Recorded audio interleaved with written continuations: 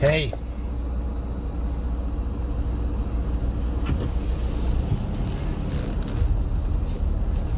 Yo, want to go back on what I was speaking about earlier. So you might want to watch my other video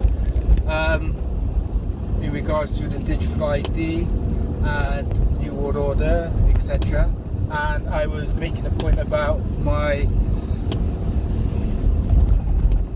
basically my confidence that we're going to win this. They're not going to succeed with their nonsense, their diabolical schemes, their evil deeds, their evil plans.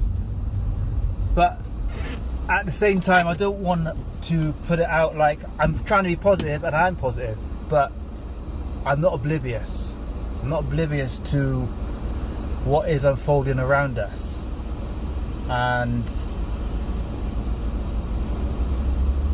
it is serious what's unfolding around us. So like I said, I don't want to create a complacency. Quite the contrary. The confidence comes from the motivation of the need to combat this threat. So that is a necessity, and I think it's become more of a necessity. And be it fate, be it whatever, but I had made that video earlier today on my way to a job, and as an example of the fear of where we're going, I had to go to the tip, just go to the tip, and I forgot to bring my wallet with me, and as a consequence I had to go back home and then go get it and rebook the appointment, and it turned what should have been a simple thing into a real long thing. And that is an example, because even just something like that, just about a year ago I could have just gone to the tip. Now I've got to provide an identification and book an appointment and go through the computer system. So that's what we're building here. And yeah, it's very much here in a lot of ways. Also reminded me, it's not related to that, but I remember I went to the garage recently to get a problem fixed with my van, and I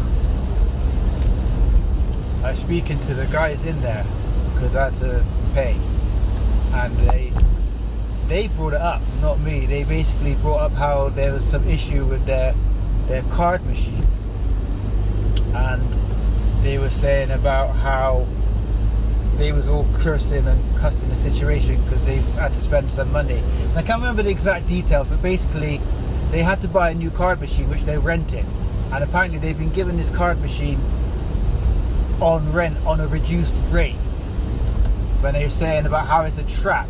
And they showed me how the card machine now has some sort of facial recognition thing on it, so you can scan your face. And apparently it was issued, and the guy just said, oh, it's just there, it's not really important. But why are they doing that? And then they said that they're basically people that rent these machines are getting them at a reduced rate, so they're getting these new machines. So they're basically gradually bringing in these card machines that scan your face. So that's some scary shit right there. And I actually forgot about that.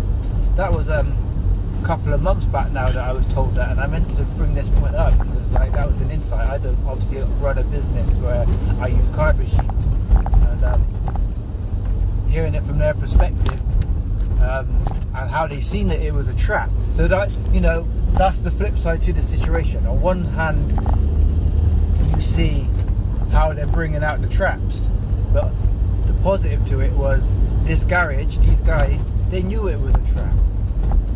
You see what I'm saying? So that's where we're at. They're getting blatant with it now, but people are starting to see through it. So we've got to stay diligent, we've got to be vigilant, and we've got to not take your eye off the ball more than ever.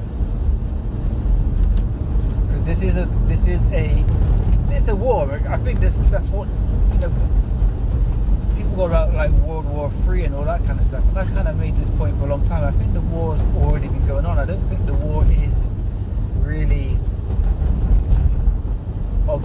nature of what we've been talking, World War One, World War Two, and people going out and fighting each other in the trenches and all that stuff. I mean, obviously there is that sort of thing is going on, but even that I hear that it's all drones and people are a bit detached from it. But anyway, the point is, I think the true war is against the people. It's the upper class versus the rest of us, and it's waged in a multitude of ways, including psychologically. That's why we're being weakened. That is the art of war. There's a great bit of reading there if anybody wants to understand the nature of things. Read The Art of War, because it will sharpen your tools for your own benefit, but it will also help you know thy enemy and their methods. And it's very insightful, especially, I think, if you bear in mind that this book was written, I'm not sure when it's written, but it's an old book, like thousands of years old, I think, I'm sure somebody could verify such things, but it's not new. I made the point about 1984 and how just that is scary, and that's only 80 years old. How they, the insight into the psychology of it all in there. And the art of war is like that, God knows how long, but it's old. So it shows that this mind state's been around for a long time. I bring on 1984 as well as a great example, because that's I think that alludes to the true nature of war in there, amongst other things. The war is never supposed to be won. It's supposed to be continuous, because the war is not going on for the sake of whatever they're warring over. The war is like a show to keep you under control. Wars and rumours of wars. That's the whole point of the war. Is it's a staged kind of thing, even if it's not staged as in it's fake. It's going on, but it's going on as a consequence of its benefits to it constantly going on. There is no war to be won. The war is constant because it's a tool that is being used to shape and maintain the society that you live in, the world that you live in. It is a constant thing. So wars and rumours of wars, silenced weapons for quiet wars, and there's a load of stuff to look into and educate yourself on that will give you a deeper insight into the nature of the beast, the belly of the beast, because that's where we're at right now. The beast is the beast system, and this digital ID is the beast system. No one shall sell without, talk about old books. I've not read the Bible, but I've been aware that the Bible kind of alludes to nobody shall sell without the mark of the beast, all that kind of stuff, and that's some old book. So even that is an insight into, for whatever reason, I don't know why this information's in there. That's a whole different conversation that I find fascinating and would like to explore, why that information is in there. But one way or the other, the information is in there, so it alludes to the fact that this ideology is old news. This idea, this new world order, is an old idea, and I think it's a bit like the movies, where you can argue why you're being shown it. Is it to warn you against it, or is it just preparing you for it? And I don't know the answer to that. I think there's a bit of both.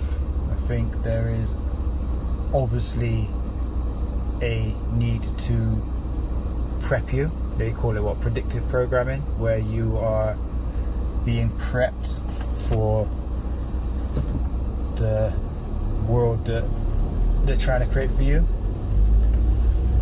As I've alluded to on other videos as well, I think there is also a synchronistic factor where things just manifest for some reason. So I think there is both at play. You get predictive programming and you get synchronicity, you get coincidences. On a deeper level, predictive programming,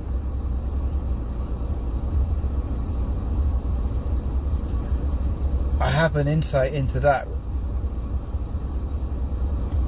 I don't know if I should go into it now, because it's quite a deep rabbit hole to go down, and it's not where I've actually meant to go with this conversation, but maybe I'll just preempt it. But I kind of feel like what's going on there, I call it like, it's like digital voodoo. What's going on there? If you understand what voodoo is, like a voodoo doll, so you get some doll that represents, so, and I'm not a voodoo practitioner or anything, but this is just my understanding and my analogy of maybe simplifying something that I think is quite complex, but it's also quite simple at the same time. So this is the premise, I think, behind predictive programming from how I see it. So digital voodoo, like I said, you get a doll, and then that doll becomes representative of somebody, so a person. I always think of Indiana Jones. They had the voodoo guy, and he was at the doll of Indiana Jones, and he was sticking a pin in it, and Indiana Jones was like hurting as a consequence. So you get that gist of the idea. The doll becomes representative of somebody, and then they do things to the doll, and it happens to the person that it represents. So you take that idea, and then this is what I feel is going on with predictive programming, is they create a world within the digital realm. So they make like a movie of the future, and within that future you have the world, and you have the people, and you have the creation, and it hasn't come to be yet. But if you see that creation, that world is basically like the voodoo doll for society, and then they start doing stuff within that digital world, and then as a consequence they're kind of empowering it to happen in the real world. Does that make sense? I feel like I said, it's quite complicated, but it's also quite simple if you understand it in that way. That's how I kind of see it. But I've just studied a lot of the esoteric and exoteric and all that kind of stuff, and the magic, and sometimes I take for granted what I've seen and what I understand when I feel like I've simplified it, but maybe it isn't simple. But yeah, that's kind of what it is. I don't know if people are aware of things like the law of attraction. It's that kind of idea. It's like, yeah, it's digital voodoo. That's what I feel is going on. There is definitely something to that, but there is also a case of it manifesting through other means. I'll go back to these guys in the garage with their card machine that they knew was becoming like some biometric scanner, basically. So they brought it up, and they was wary of it, and I took great hope and solace from that. It was like, this is lovely that I'm not some outcast black sheep that can see this and nobody else can. I've now got people trying to tell me about it when I go to a garage or I go to a business. So that's optimistic, and that's where I get my optimism from, is the fact that having been aware of this stuff for a long time, I've seen how things are changing, and more people are becoming aware, and that's a good thing for whatever reason, however they come about it. But anyway, these guys, so we started having a conversation and started talking about the nature of things, and they brought up a movie called In Time. And I don't talk about movies, as I like to use movies as my example, and I think that's an example of why the movies are good, because for whatever reason these movies are there. There could be digital voodoo. Like In Time is a great example of that. I don't know if anyone's seen the movie. It's got Justin Timberlake in it, and it's called In Time. And the concept of this movie is basically that time is a currency. And I think this is very important because it's a metaphor for society, where we're going, but I think in a lot of ways it's actually a metaphor for where it's already at. And they show you a lot in this film. And I just want to make the point before I talk about the film that I've always found the title itself to be interesting, because this film's, I'm not sure how old it is, but it's been around for a while, and it shows you a lot of stuff. It shows you this time currency based society. It's got the zones in it. It's got the timekeepers who basically go around policing the zones, and they're all kind of kept in their place. So it's the usual stuff, you know. The higher class got all the time in the world, and everybody else is basically pitted against each other for their little scraps of time. And like I said, it's a big metaphor for where we're at, where we're going. But what I always found interesting, that it's called In Time. So that's kind of alluding to it being something that's coming. Do you know what I mean? It's like in time, all in good time. So that in itself is an eye-opener. And like I said, I don't know the nature of these films, whether they're trying to warn us or if they're trying to just condition us. But any which way, at least people are getting that insight one way or the other, so they can see that the relevance of it. So yeah, I recommend that movie, In Time. It is a big metaphor for where we're at, but also what's coming in time. Especially talking about things like this digital ID. I think if you want to get an in a nutshell metaphor for the kind of society that they're trying to create, In Time gives you that. Because it is yeah, I think the whole system is based on credit, but yeah, instead of money it's time, and you can just get switched off, and people are exchanging time amongst themselves. So it's all like, basically it was like a tattoo, right? So it's like implanted in them, and they basically exchange whatever their trade is for a time top up. And literally, if you don't top up your time, you're dead. And that's where we're at in terms of, like, if we get digital ID, then you're gonna not be able to function without your credit, and if you can't function without your credit, you're dead. You're non-existent. You're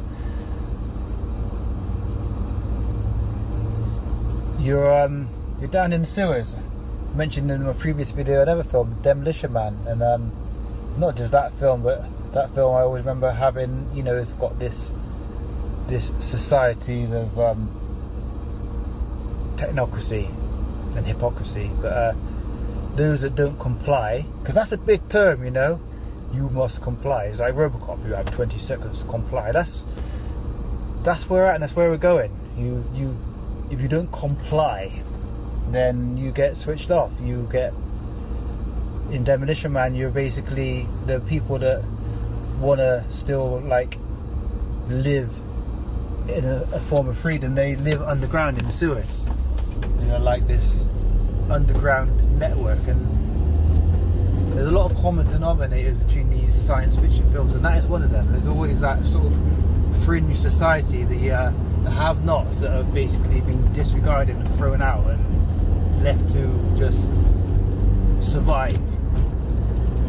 And that's what this digital ID is going to bring about. Is basically, they're basically saying that it's to help you, but it's not.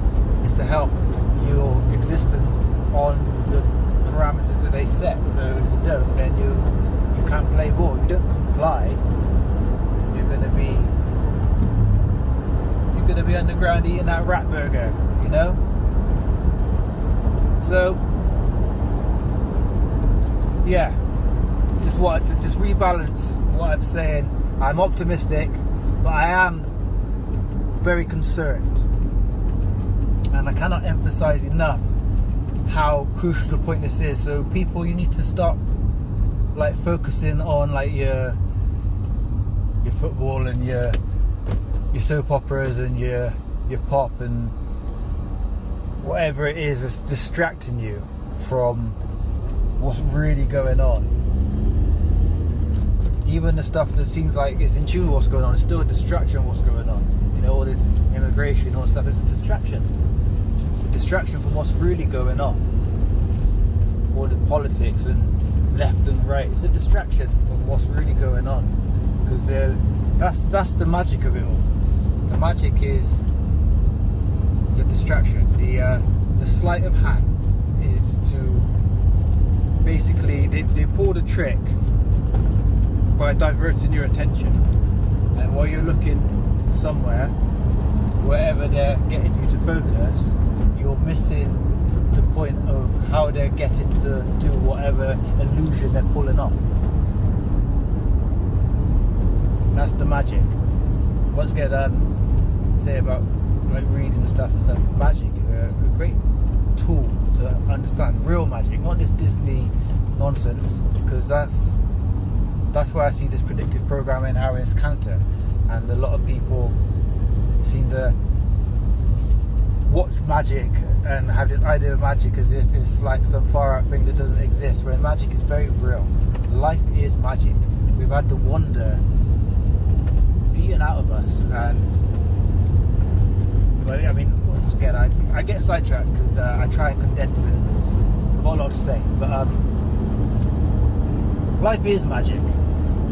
Once you understand it, even just magic like illusions and all that kind of stuff. You want to understand the nature of things, understand that, understand the sleight of hand, understand the illusion, understand the distraction, where they pull the rabbit out of the hat, or the house of mirrors. There's all these different things psychologically. If you grasp it, you'll grasp the nature of things, what's really going on. It's a magic trick, and it's the diversion and the distractions are to take your attention away from what's right in front of your face, basically. So let's stop seeing, because it's not even hidden anymore, but there is still a diversion, because they still rely on these same old tricks. So let's start seeing things for what they are, and let's start taking action accordingly.